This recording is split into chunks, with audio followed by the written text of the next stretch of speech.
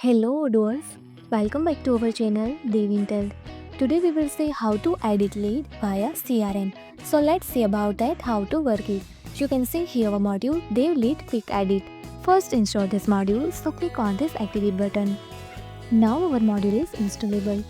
First go to CRM, go to leads menu and see here this all leads and also display here icon for edit lead.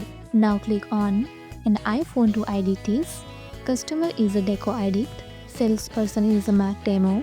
Sales team is a pre-sales. And expected revenue is 400. Now confirm this. Now open this. And also display your editable lead. Expected revenue. Contact is a deco edit. Salesperson is a demo. So using this our app you can easily edit lead.